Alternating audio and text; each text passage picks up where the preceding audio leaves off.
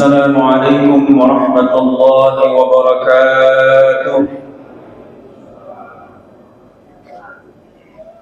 إن الحمد لله نحمده ونستعينه ونستغفره ونعوذ بالله من شرور أنفسنا وسيئات أعمالنا. من يهده الله فلا مضل له ومن يضلل فلا هادي له. أشهد أن لا إله إلا الله وحده لا شريك له وأشهد أن محمدا عبده ورسوله. يا أيها الذين آمنوا يا أيها الناس اتقوا ربكم الذي خلقكم من نفس واحدة وخلق منها زوجها وبث منهما رجالا كثيرا ونساء واتقوا الله الذي تساءلون به والأرحام إن الله كان عليكم رقيبا. يا أيها الذين آمنوا اتقوا الله حق تقاته ولا تموتن إلا وأنتم مسلمون. يا أيها الذين آمنوا اتقوا الله وقولوا قولا سديدا يصلح لكم أعمالكم ويغفر لكم ذنوبكم ومن يطع الله ورسوله فقد فاز فوزا عظيما. اللهم صل على سيدنا محمد وعلى آله وأصحابه أجمعين. أما بعد. Bapak Ibu hadirin wal hadirat jamaah salat subuh yang insyaallah dirahmati dan dimuliakan Allah Subhanahu wa taala. Pertama-tama mari kita awali kajian kita pada pagi hari ini dengan sama-sama memanjatkan syukur kehadirat Allah Subhanahu wa taala yang senantiasa melimpahkan rahmat dan nikmat-Nya kepada kita semua. Salawat serta salam semoga senantiasa tercurahkan kepada kedua kita, panutan kita, baginda Rasulullah Muhammad sallallahu alaihi wasallam. Mudah-mudahan juga selawat serta salam tercurah kepada semua keluarga, para sahabat dan para pengikut beliau yang setia hingga akhir zaman. Apa kabar bapak-bapak, ibu-ibu? Alhamdulillah. Sudah lama kita tidak ketemu, rasanya kangen ya. Terakhir ketemu 2024, sekarang 2025. Setahun enggak? Setahun. Dengan terasa Bu ya, bukan tanpa terasa, dengan terasa ya alhamdulillah kita sudah memasuki lembaran baru dari 2024 kepada 2025. Insyaallah Allah Subhanahu wa taala memberikan kita kesehatan dan panjang umur ya. Sebagaimana doa kita, Allahumma barik lana fi Rajab wa Sya'ban wa ballighna Ramadan. Bulan ini kita dipertemukan oleh Allah Subhanahu wa taala di bulan Rajab. Insyaallah Allah mempertemukan kita dengan bulan Sya'ban dan selanjutnya dipertemukan dengan bulan suci Ramadan 1446 Hijriah. Amin ya rabbal alamin. Ibu bapak yang kami hormati, di dalam Al-Quran Allah Subhanahu wa ta'ala berfirman di dalam surah Al-Hasyr ayat 18, Allah Subhanahu wa ta'ala berfirman, A'udzu billahi minasy syaithanir rajim. Ya ayyuhalladzina amanu taqullaha wal tanzur nafsum ma qaddamat lighad wattaqullaha innallaha khabirum bima ta'malun. Wahai orang-orang yang beriman, bertakwalah kalian kepada Allah dan hendaklah setiap diri memperhatikan tentang apa yang akan dipersiapkannya untuk hari esok. Bertakwalah kalian kepada Allah, sesungguhnya Allah Maha teliti terhadap apa yang kalian kerjakan. Ibu bapak yang kami hormati, Ibnu Katsir menafsirkan kalimat wal tanzur nafsum ma qaddamat lighad. Hendaklah setiap diri itu memperhatikan tentang apa yang akan dibawanya pada hari esok. Maka beliau menafsirkannya sebagaimana ungkapan dari Umar ibn Khattab yang mengatakan hasibu anfusakum qabla an tuhasabu. Rawahul Hakim. Hisablah diri kalian sebelum kalian dihisab oleh Allah Subhanahu wa ta'ala. Maka ayat ini memberikan pelajaran kepada kita bahwa kita sebagai orang yang beriman itu diperintahkan oleh Allah Subhanahu wa ta'ala untuk senantiasa mengevaluasi diri, untuk senantiasa mengintrospeksi diri. Kalau bahasa agamanya adalah muhasabah diri. Nah, kalau kita lihat Bapak Ibu sekalian, apa sih yang dimaksud dengan muhasabah itu?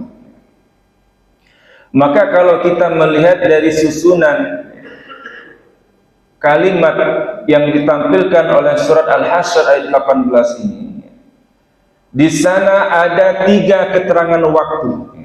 Yang pertama, wal tandur, itu menunjukkan tentang masa sekarang, masa kini.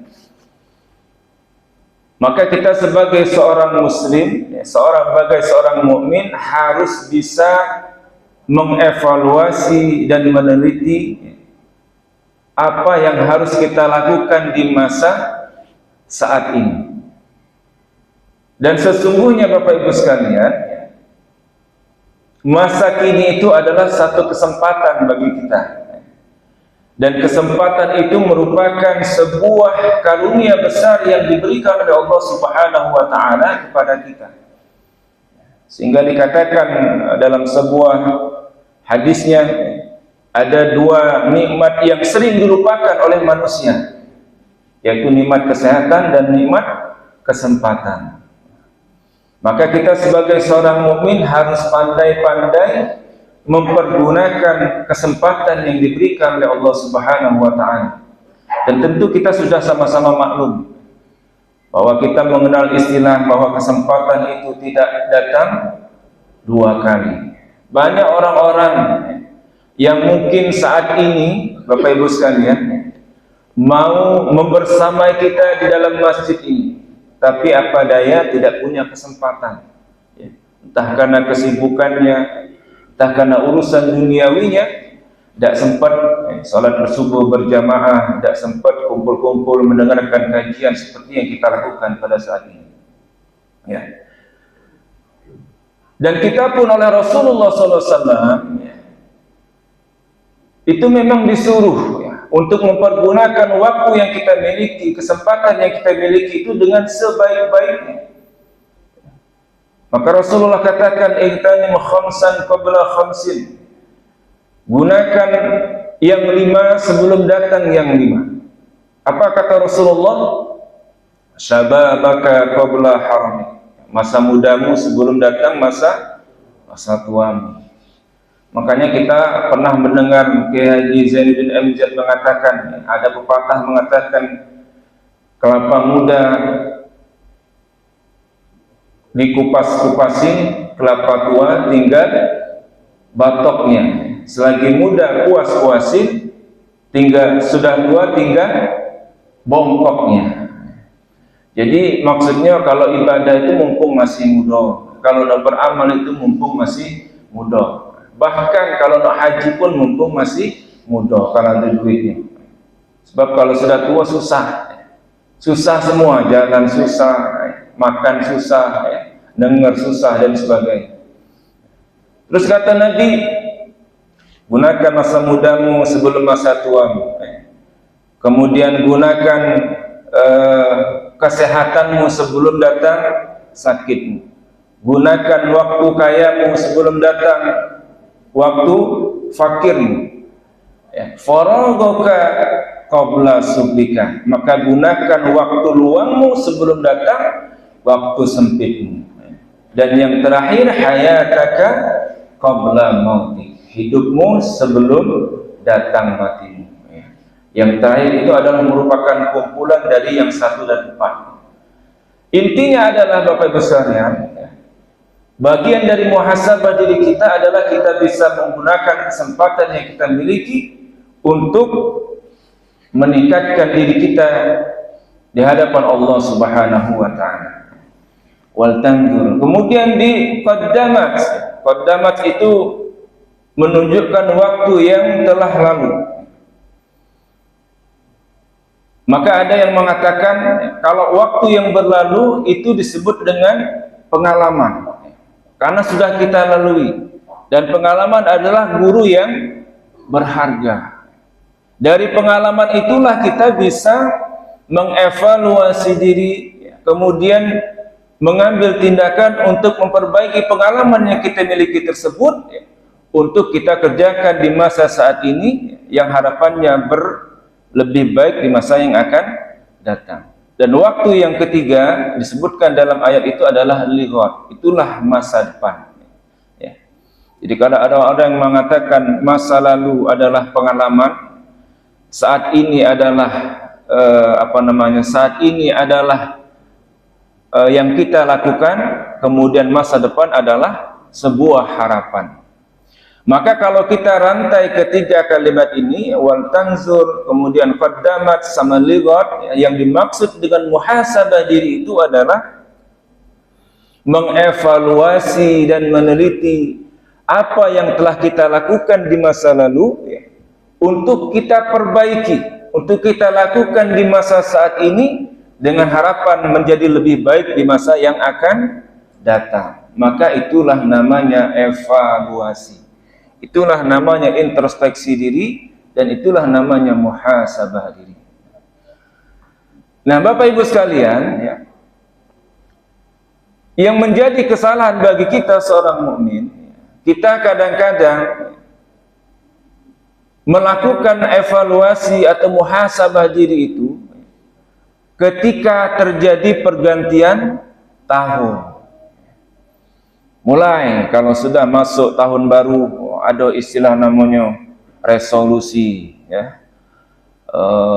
Apa yang akan dilakukan di tahun ini, ya. Di checklist apa baik, ya.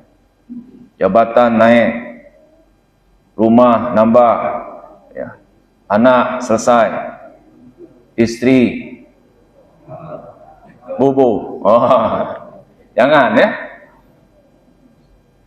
Nah, kita kadang-kadang Bapak Ibu sekalian, resolusi yang kita lakukan, ya, hanya sebatas duniawi saja. Muhasabah yang kita lakukan hanya sebatas duniawi saja.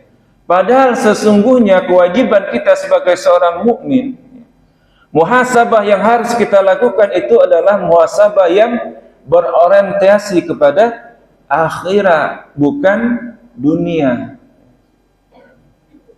Maka apa yang harus kita lakukan? Apa yang harus kita muhasabahkan? Dan muhasabah itu Bapak Ibu sekalian, ya, sebaiknya kita lakukan, ya, bukan hanya pergantian tahun, tapi muhasabah itu sebaiknya kita lakukan dari hari ke hari, dari hari ke hari. Kapan waktunya? Sebelum kita tidur.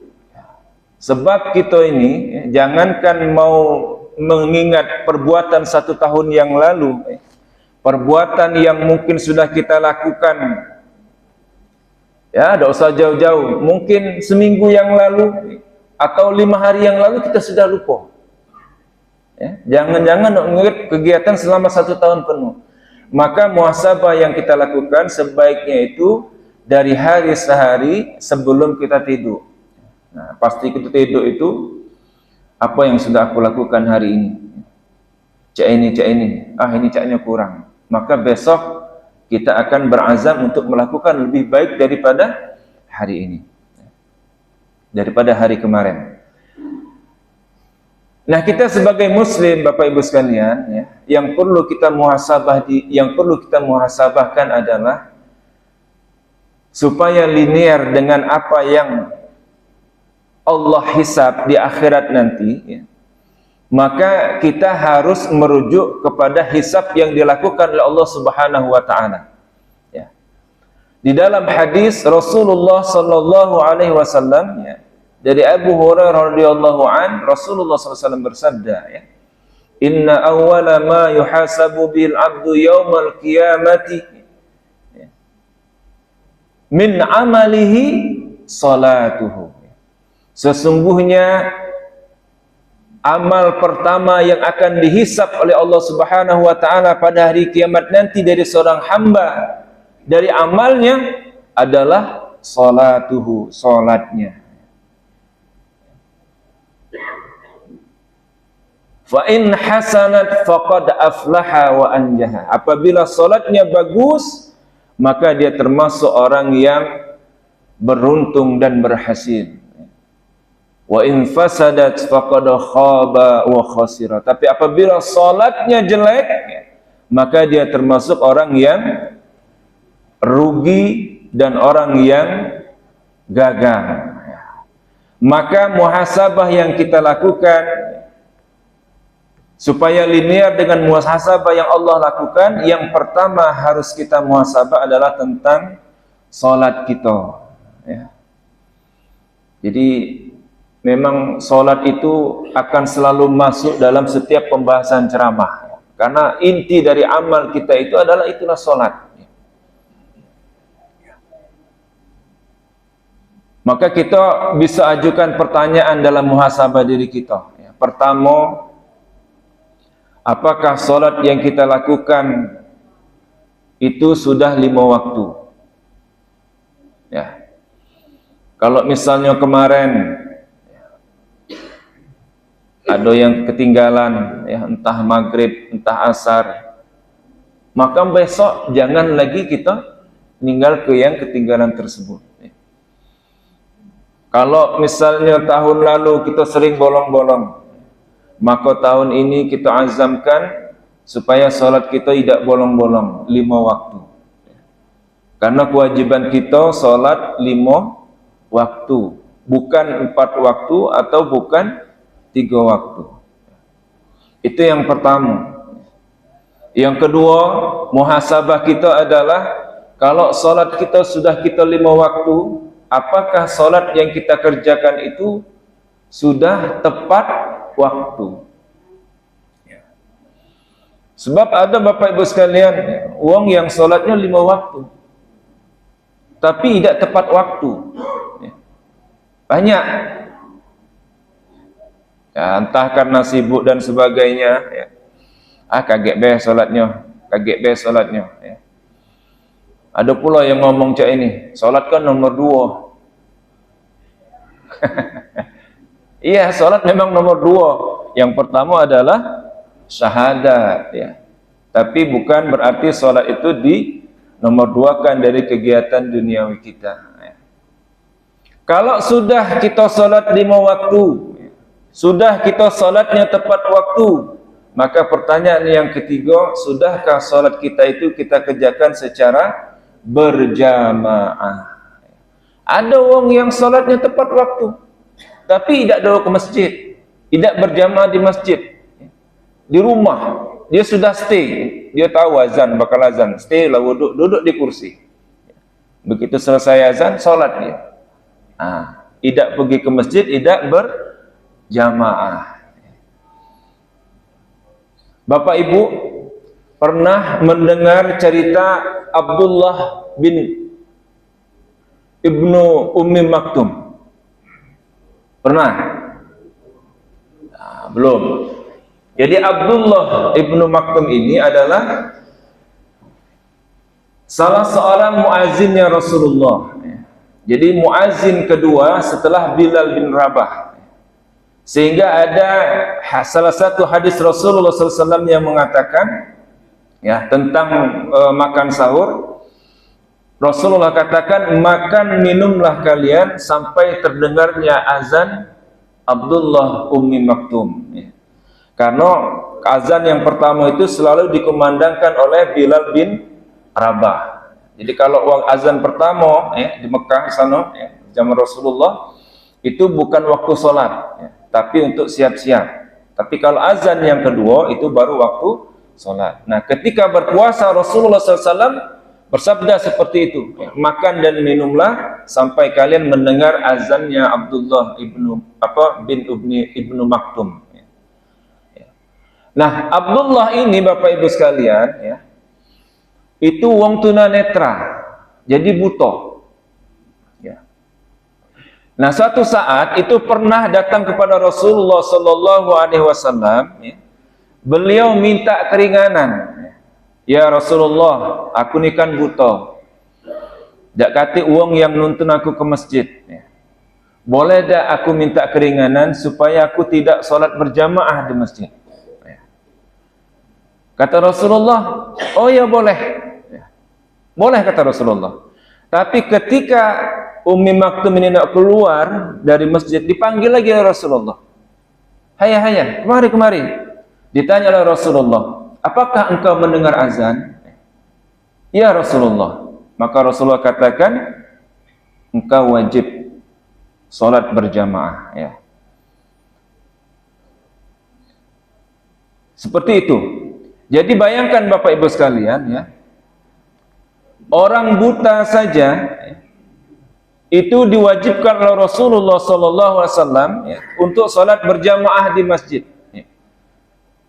Jadi walaupun dia buta, tapi ditanya kalau dia mendengar azan, maka dia tetap harus melaksanakan salat berjamaah di masjid.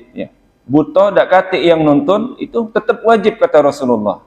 Apalagi kalau kita yang badannya sehat, ya tak? Badan sehat, mata sehat, masih tajam, Apalagi kalau nyengok duit, tajam nian. Tidak pergi ke masjid untuk salat berjamaah. Ini saya sampaikan hadisnya. An Abi Hurairah radhiyallahu anhu qala atan Nabi sallallahu alaihi wasallam rajulun a'ma faqala ya Rasulullah laisa li qa'idun yaquduni ila al-masjid. Fasala Rasulullah sallallahu alaihi wasallam ay yurakhkhisa lahu fayusalli fi baitihi. Farakhasa lahu falamma walla da'ahu faqala lahu hal tasma'un nida'a bis salah? Qala na'am. Qala fa'ajib. Ini hadisnya dari Abu Hurairah radhiyallahu an. Nabi sallallahu alaihi wasallam bersabda, kedatangan seorang laki yang buta, ia berkata, wahai Rasulullah, aku tidak memiliki seorang penuntun yang menuntunku ke masjid. Maka ia meminta kepada Rasulullah sallallahu alaihi wasallam untuk memberinya keringanan sehingga dapat salat di rumahnya. Lalu Rasulullah sallallahu alaihi wasallam memberinya keringanan tersebut. Namun ketika orang itu berbalik, beliau memanggilnya lalu berkata kepadanya, apakah engkau mendengar panggilan salat? Ia menjawab, iya. Beliau bersabda, maka penuhilah panggilan azan tersebut. Hadis sahih riwayat Muslim nomor 503. Bahkan di salah satu hadisnya yang lain, ini lebih lebih hebat lagi dengan hadis yang tadi. An Abdullah wakila Umar bin Qais al-ma'rufu bibni Ummi Maktum al-mu'adzin radhiyallahu an annahu qala ya Rasulullah innal madinata kathiratul hawam was-saba' faqala Rasulullah sallallahu alaihi wasallam tasma'u hayya 'alas salah hayya 'alal falah fahayyahla. Jadi Abdullah ada yang mengatakan Amir bin Qais yang dikenal sebagai Ibnu Ummi Maktum sang muadzin radhiyallahu an, ia berkata, wahai Rasulullah, sesungguhnya di Madinah banyak terdapat singa dan binatang buas. Bayangkan. Maka Rasulullah sallallahu alaihi wasallam berkata, apakah engkau mendengar hayya 'alas salah hayya 'alal falah? Maka penuhilah. Dak kate alasan. Hadis riwayat Abu Daud, An-Nasa'i dan Ibnu Al-Hafiz Abu Thahir mengatakan bahwa hadis ini sahih. Kalau tadi buta minta keringanan, ini sudah buta di jalan ado singa dan binatang buas. Rasulullah katakan, apakah engkau mendengar hayya 'alas shalah, hayya 'alal falah? Iya, maka penuhilah. Artinya Bapak Ibu sekalian, kita harusnya bersyukur, ya. Harusnya bersyukur, terutama laki-laki ya. Bersyukur kita diberikan karunia Allah Subhanahu wa taala hidup di dunia yang aman, ya. Islamnya sudah tersebar dengan baik. Kita ibadah juga tidak kati hambatan, ya. Jadi kelewatan kalau misalnya kita punya kemampuan, ya, bapak-bapak ya, untuk sholat berjamaah di masjid, ya, badan sehat, kendaraan ada, ya, minimal motor lah ya, tidak usah mobil, motor ada, ya. Tapi sholat kita biasa di rumah, ya. Maka itu merupakan satu kerugian bagi kita bapak-bapak, ya. Maka di tahun 2025 ini, kalau misalnya ada bapak-bapak yang masih doyan sholatnya di rumah, ya, itu kelewatan. Lah banyak ceramah yang ngomong tentang keutamaan kita sholat berjamaah di masjid. Ya. Maka mulai sekarang sholatnya bapak-bapak itu tidak katik lagi di rumah. La sholata rijalil masjid illa fil masjid, kata Ali. Tidak ada salat bagi tetangga masjid kecuali di masjid. Maka ada yang bertanya sama Ali bin Abi Thalib, siapa yang dimaksud dengan tetangga masjid itu? Setiap orang yang mendengar azan, kata Ali bin Abi Thalib, dia tetangga masjid. Bayangkanlah, kalau suara gemuruh masjid ini, aku yakin bagus suaranya. Di dalam dia bagus, apalagi di luar. Jadi siapapun yang mendengar azan, kalau dia misalnya tidak kata uzur untuk melakukan salat berjamaah, maka itu dikenakan hadis yang disampaikan oleh hadis Rasulullah SAW. Jadi bapak-bapak, ya, kalau misalnya tahun kemarin kita banyak sholatnya di rumah, ya, tidak berjamaah di masjid, maka resolusi kita tahun 2025 ini, ya, kita sholatnya azamkan untuk berjamaah 5 waktu di masjid. Itu yang ketiga. Yang keempat, ya, kalau kita sudah sholat 5 waktu, sholat tepat waktu, sholat berjamaah di masjid, yang terakhir, sudahkah sholat 5 waktu kita itu kita ikuti dengan sholat sunat, ya, sholat nawafil, terutama sholat rawatib, ya. Sebab di sambungan hadis yang saya sampaikan tentang amal yang pertama dihisab oleh Allah Subhanahu wa taala, sambungannya berbunyi seperti ini, ya. Maka apabila sholatnya 5 waktunya jelek, Allah Subhanahu wa ta'ala memerintahkan kepada malaikatnya untuk melihat, coba lihat sholat sunnahnya, adakah hambaku melaksanakan sholat sunnahnya. Jadi sholat sunnat itu adalah tambahan, penambal dari sholat 5 waktu kita, ya. Minimal, ya, kalau misalnya Bapak Ibu sekalian, ya, kita belum bisa mendawamkan sholat duha, belum kuat sholat tahajud misalnya, ya, belum kuat sholat hajat, maka minimal sholat sunat yang kita lakukan adalah sholat sunat rawatib yang mengikuti sholat 5 waktu kita. Sholat qabliyah, sholat ba'diyah. Rasulullah SAW sampaikan, ya, di dalam salah satu hadisnya, barang siapa yang bisa melaksanakan 12 rakaat, ya, sehari semalam, maka Allah akan membangunkan rumah baginya di surga. Salat sunat 12 rakaat itu, yang dimaksud dengan salat sunat 12 rakaat itu adalah salat rawatib, ya. Ya, jadi 4 rakaat sebelum zuhur, ya, 2 rakaat setelah zuhur, ya, 6, 2 rakaat sesudah salat maghrib, ya, 2 rakaat sesudah salat isya, dan 2 rakaat sebelum salat subuh. Itulah 12 rakaat, ya. Jadi kalau kita bisa mendawamkan melaksanakan 12 rakaat ini saja, mengikuti setiap kita salat 5 waktu di masjid, kita juga salat sunnah rawatibnya. Sayang Pak, sudah pergi ke masjid tapi tidak salat rawatib.